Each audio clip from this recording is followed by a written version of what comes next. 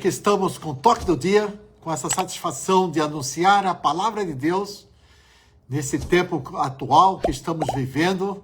Hoje nós chamamos Arthur, que é ali do Monte Sião, do pastor André, Vitor. E Arthur tem um ministério no meio do louvor ali, está na frente do louvor, do evangelismo. E hoje nós convidamos o Arthur. Ele tem uma palavra que Deus tem colocado no seu coração para esses dias. Tá bom? Vamos chamar então o Arthur. Ele vai se apresentar aqui. Arthur, chega aqui. Boa noite, pessoal. Eu sou o Arthur Torresan Campos. Eu sou ali da comunidade Monte Sião. Estou ali com o pastor Vitor, com o pastor André, ali na comunidade Monte Sião. Então, é um prazer estar aqui com vocês no Toque do Dia, compartilhando essas verdades do Evangelho. Para você que vai estar assistindo no YouTube, você pode estar curtindo e compartilhando. Curte, comenta, que assim você vai estar ajudando aí o canal, vai estar ajudando também as redes sociais do Toque do Dia a alcançar mais pessoas pelo Evangelho de Jesus. Eu vou falar hoje sobre o valor da beleza de Cristo. Tá? O valor da beleza de Cristo é o que é essa beleza que há em Jesus, que nós vemos tantos versículos, tantas canções, tantos salmos que falam sobre essa beleza de Deus. Né? Eu gostaria de convidar você a abrir sua Bíblia em Salmos 27, o versículo 4. Né? Diz assim: uma coisa pedi ao Senhor e a buscarei, que eu possa morar na casa do Senhor todos os dias da minha vida, para contemplar a formosura do Senhor e inquirir no seu templo. Então aqui nós vemos o salmista dizendo que ele quer habitar na casa do Senhor por toda a sua vida, por longos dias. Para o quê? Não somente habitar ali, mas para contemplar a beleza. E quando nós falamos de beleza, nós temos padrões de beleza diferentes, não é mesmo? Eu tenho um gosto, um padrão de beleza, você pode ser que você tenha um outro padrão, né? E as pessoas são assim, são diferentes, cada uma tem um desejo, gosta de uma coisa, eu gosto de outra, e isso é tudo, o gosto não se discute, a gente costuma falar, né? E nós vemos a sociedade mudando esses padrões conforme o tempo vai passando, né? Você vai ver na moda o tipo de se vestir. Hoje, se a gente for voltar no tempo, lá na Idade Média, por exemplo, com as roupas que nós usamos hoje, certamente vai ser um pouco estranho para eles estar vendo o tipo de vestimenta que nós usamos. E eu digo mesmo, talvez se a gente voltar nesse tempo e olhar o tipo de vestimenta, também nós iremos estranhar essa forma. Antes de falar especificamente sobre o versículo que nós lemos e trabalhar esse tema, eu quero fazer uma introdução falando sobre a visão de beleza que nós vemos na história. Nós temos três grandes filósofos, que é o Platão, o Aristóteles e o Sócrates, e cada um fala a respeito da beleza, qual o conceito de beleza, o que é beleza. Para Platão, beleza é algo que é belo em si, é uma essência presente no mundo das ideias, né? Então tudo para Platão está no mundo das ideias, de um ideal, né? Algo às vezes intangível, e ele fala que a beleza ela é esse ideal de perfeição. Para Aristóteles, a beleza ela já é de um pouco diferente. Ela está relacionado ao equilíbrio, à simetria, à harmonia, à proporcionalidade. Essa visão influenciou a concepção da proporção áurea, né? Para aqueles que estudaram matemática, para aqueles que gostaram de estudar, né? Eu não gostei muito na minha adolescência, mas para aqueles que gostavam de estudar bastante matemática, a proporção áurea ela fala sobre isso, sobre um padrão de beleza, um padrão que existe de perfeição em todo o universo, nas pinturas, né? E para Sócrates, ele afirmava que a beleza é aquilo que traz utilidade a algo. Algo belo é algo que é útil. Já para Tomás de Aquino, ele define a beleza em três coisas: em perfeição, harmonia e brilho. Então, algo belo deve estar completo. Então, perfeito, sem estar em partes, né? Completo. Perfeito é isso, estar completo. Algo belo também é algo harmônico, proporcional, nada fora do lugar, tudo no seu devido tamanho, né? E também a beleza tem a ver com clareza, com brilho, né? Então, nós vemos essas ideias de beleza nesses conceitos filosóficos, um pouquinho antes da gente entrar sobre essa beleza que nós vemos o salmista falando aqui do Senhor. Mas o que fazia esse salmista, o salmista Davi, esse rei que tinha muitas riquezas, que podia construir lindos palácios, que tinha ali as melhores músicas, os melhores locais, né? Ele projetou um templo, né? Tudo bem que não foi ele que construiu, mas foi o seu filho Salomão. Mas ele era um homem de muitas riquezas, de grandes conquistas. O que fez esse homem dizer que queria estar no templo do Senhor para contemplar a beleza dessa santidade? O que há em Deus que é tão belo? Né? A pergunta que nós podemos fazer. Por que o salmista queria passar tempo nesse templo, nesse lugar de contemplação dessa beleza? Mas eu vou um pouco mais adiante. Como um Deus invisível pode ser belo? Né?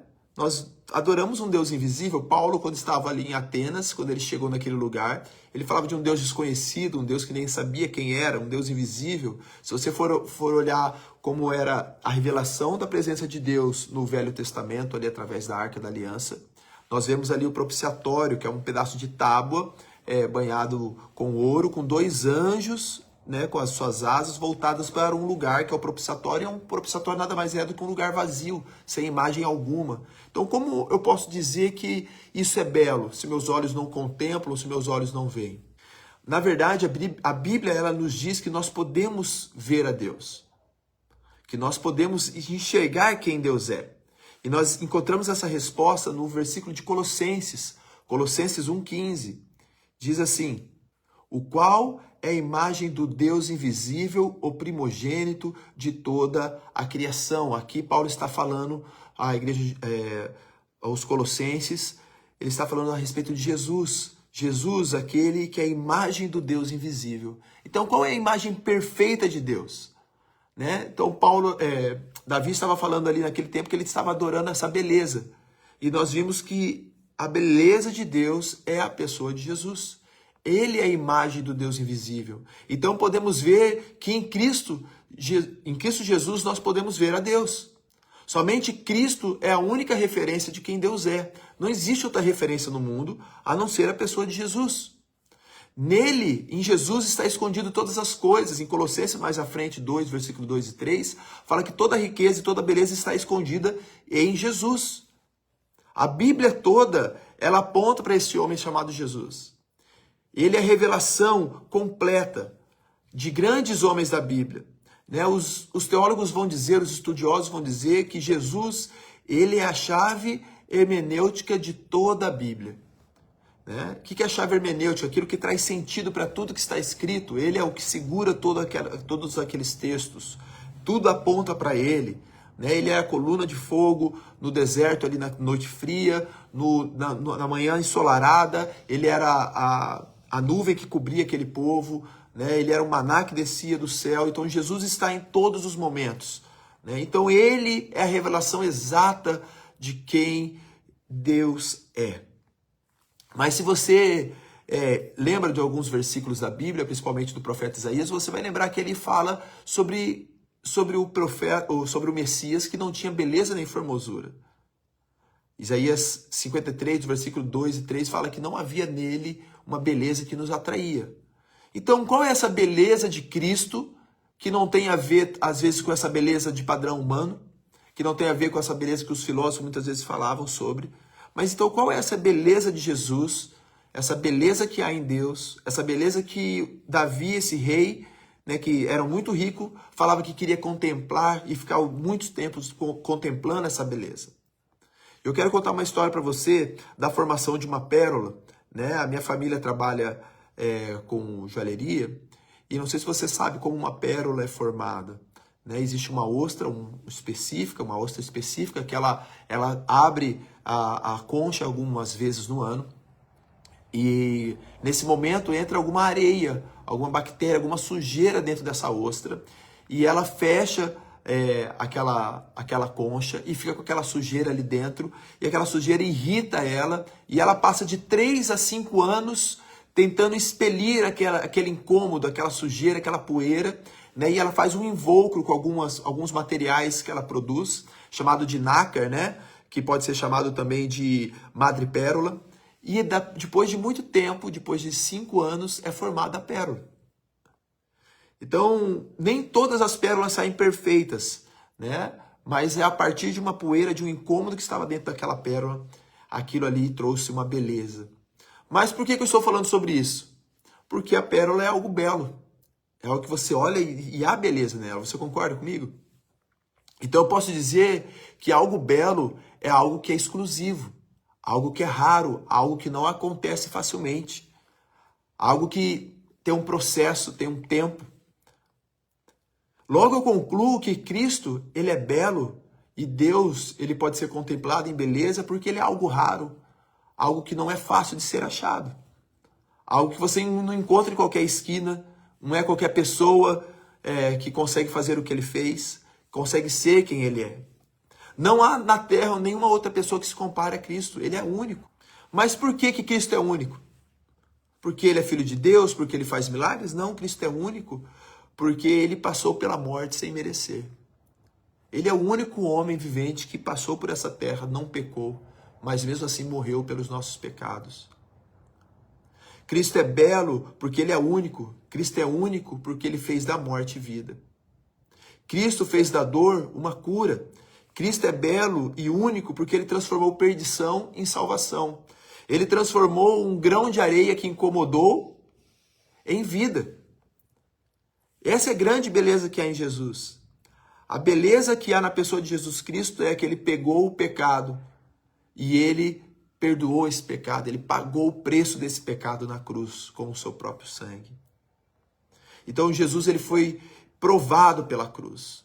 A dor e o sofrimento não matou a Cristo, mas o conduziu para ser o rei desejado das nações. A resposta para os nossos pecados.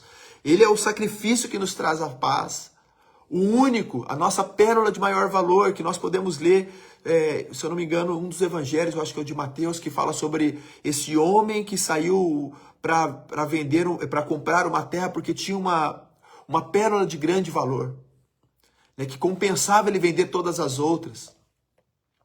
Então Jesus é belo porque ele fez algo único, algo que não é qualquer pessoa que faz.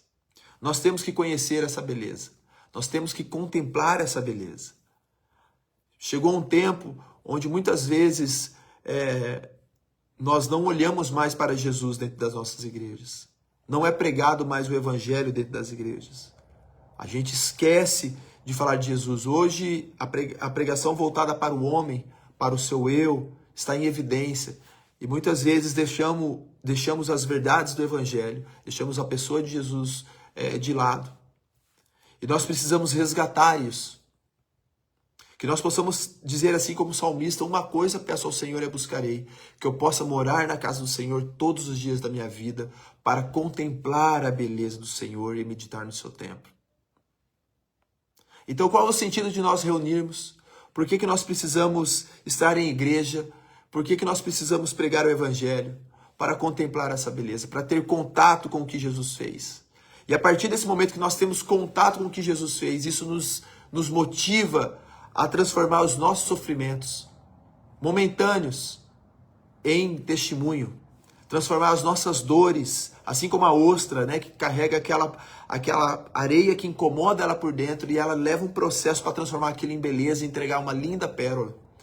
Nós possamos aprender com Jesus a transformar as nossas dores, né, transformar as nossas mágoas, transformar a nossa rejeição em testemunho, através desse relacionamento com Jesus.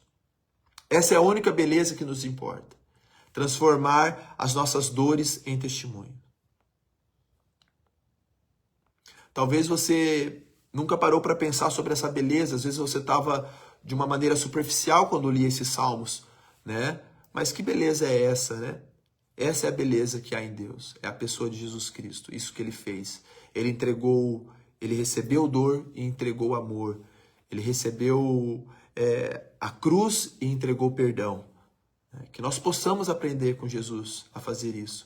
Por isso que a pregação do evangelho, ela é muitas vezes, ela nos confronta, ela sai do entendimento humano, né, sobre dar a outra face, sobre perdoar, sobre amar os seus inimigos, né? Jesus falava sobre isso. A lei diz para você amar os seus irmãos, seus próximos, os seus amigos, mas eu quero dar um testemunho maior, eu quero ir além, eu quero que vocês amem os seus inimigos.